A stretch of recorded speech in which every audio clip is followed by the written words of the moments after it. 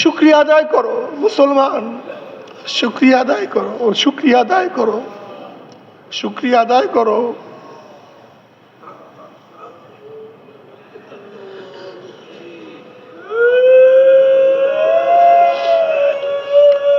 শুকরিয়া আদায় করো, অনেক শুকরিয়া আদায় করো।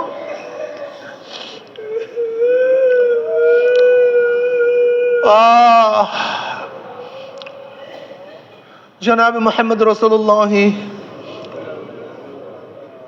সাল্লাল্লাহু আলাইহি ওয়াসাল্লাম ওমর ইবনে খাত্তাব রাদিয়াল্লাহু ফরমান, আমি প্রথমে প্রশ্ন করলাম, ফার্স্ট প্রশ্ন, ইয়া নবী আল্লাহ,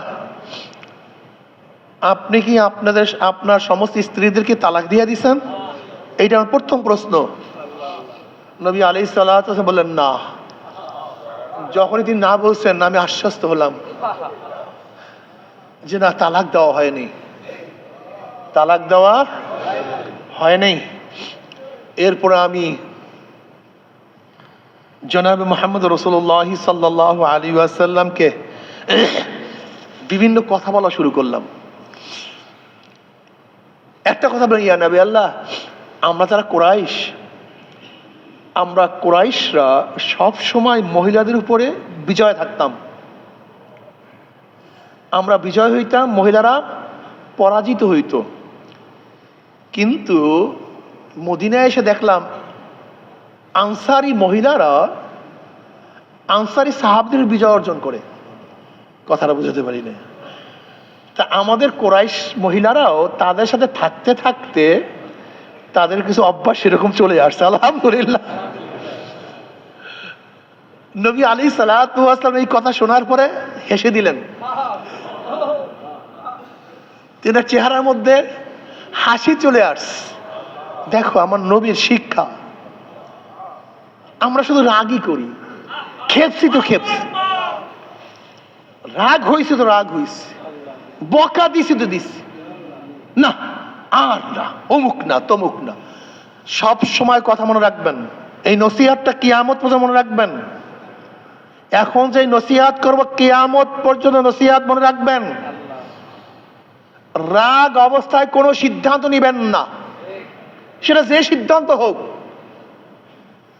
সেটা পারিবারিক সিদ্ধান্ত হোক, সামাজিক সিদ্ধান্ত হোক, রাজনৈতিক সিদ্ধান্ত হোক, ব্যক্তিগত সিদ্ধান্ত হোক, যে সিদ্ধান্ত হোক না কেন, আপনার ছেলের ব্যাপারে হোক, আপনার মেয়ের ব্যাপারে হোক, আপনার স্ত্রীর ব্যাপারে হোক, আপনার বন্ধুর ব্যাপারে হোক, আপনার সমাজের ব্যাপারে হোক, কোনো সিদ্ধান্ত রাগ অবস্থায় নিবেন না। কি মনে থাকবে তো এই নসিহতটা? কোন সিদ্ধান্ত কোন অবস্থাতেই না। এতটুকু হুঁশ থাকা যায়, যত বেশি রাগ হন না কেন, যত বেশি রাগ হন, খবরদার এতটুকু হুঁশ নিতে হবে, থাকতে হবে যে আমি সিদ্ধান্ত নেব না। এখন যে সিদ্ধান্ত আসতেছে এইটা এখন নেব না। এখন যেইটাকে যত ভালো মনে করতেছি, এইটা যদিও ভালো হোক, কিন্তু নেব কখন? যখন ঠান্ডা হব তখন। আর আপনাকে অবশ্যই মনে রাখতে হবে, রাগ হলো ঝড়ের মতো। কিসের মতো? আচ্ছা বলেন তো, প্রচন্ড ঘূর্ণিঝড় সৃষ্টি হয়েছে প্রচন্ড গতিতে। আচ্ছা, ঘূর্ণিঝড়ের সাথে মোকাবেলা করার সাধ্য কি কারো আছে? ক্ষমতা কি কারো আছে? এখন বুদ্ধিমানের কাজ কি বলেন তো? না মোকাবেলা করা? কারণটা কি? বুদ্ধিমান নিশ্চয় তো জানে যত বড় ঝড় হোক না কেন, এক সময় না এক সময় দুর্বল হবেই হবে। এক সময় না এক সময় দুর্বল হবেই হবে। কাজে মোকাবেলা না করা, নিরাপদে আশ্রয় গ্রহণ করা, এটা হলো বুদ্ধিমানের কাজ। আর বোকার কাজ হলো সেই ঝড়ের সাথে মোকাবেলা করা। ঠিক রাগ হলো একটা ঝড়, একটা টর্নেডো, মারাত্মক টর্নেডো। টর্নেডোর চেয়ে মারাত্মক রাগ। যখন টর্নেডো চলে আসবে, সিদ্ধান্ত নিয়েন না, মোকাবেলা করতে যায়েন না, বরং অপেক্ষা করুন। নবী আলাইহিস সালাতু ওয়াস সালাম রাগের যে ঔষধ বানাইছেন, যদি বসা থাকেন দাঁড়ায়া যান, দাঁড়ায়া থাকেন বসে যান, বসা আছেন শুয়া যান, স্থানে আছেন পরিবর্তন করেন, দুরূদ পড়েন, আউযুবিল্লাহ পড়েন, পানি দেন। যেহেতু রাগ গরম, পানি ঠান্ডা, ঠান্ডার মাধ্যমে আপনার রাগ কি হয়ে যাবে? ঠান্ডা হয়ে যাবে। দুরূদ পড়েন, ইস্তেগফার পড়েন, শুইয়া পড়েন, সবচেয়ে বড় ভালো ঔষধ হলো সরে যান। যার সাথে রাগ করতেছেন সেখান থেকে সরে যান, সরে যান।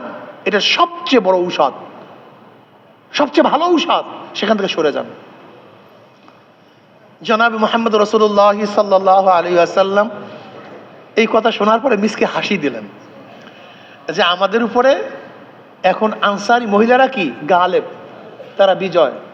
নবী হাসছেন যে আমাদের মহিলারাও তাদের সাথে থাকতে থাকতে অভ্যাস সেরকম হয়ে গেছে। আমি আগেই বলছি না, পরিবেশ মনে নাই, বয়ান ভুলে গেছে না মধ্যে, কি কথা বলেন না কেন? পরিবেশ সবচেয়ে কি। অথচ আমাদের স্ত্রীরা যদি স্বামীদের উপরে একটু কথা বলে, তুমি কথা বললা কেন, তুমি কথা বললা কেন, মনে হয় যেন উনি কি হয়ে গেছে, একজন কথা বলতে পারবে না, তার উপরে কথাই বলতে পারবে না। অথচ এইমাত্র আমরা কি শুনলাম যে ওমর ইবনে খাত্তাব বলতেছে আনসারী মহিলারা পুরুষদের উপরে কি বিজয় হয়। সমস্যা কি তোমার? তুমিও তার কথা শোনো, সেও তোমার কথা শোনো, পার্টিসিপেট করো, তোমরা তো উভয় অংশ। তোমাকে কি বলা হয়? সহধর্মিনী, অর্ধাঙ্গুনী। স্ত্রীকে কি বলা হয়?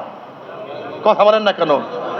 সহ, সে তোমার ধর্মের সহায়ক, সহপাঠী ধর্মের। অর্ধাঙ্গুনী মানে কি? তুমি অর্ধেক, কথা বলেন না কেন? তুমি অর্ধেক, এই দুই মিললে তো পূর্ণ। আরে ভাই, তুমি গালেব হও, সবসময় গালেব হতে যাও কেন? মাঝে মাঝে বেচারিকেও গালেব হওয়ার ব্যবস্থা করে দাও, মাঝে মাঝে তাকেও, তার কথা রক্ষা করো, তার কথা মানো, সমস্যা কি?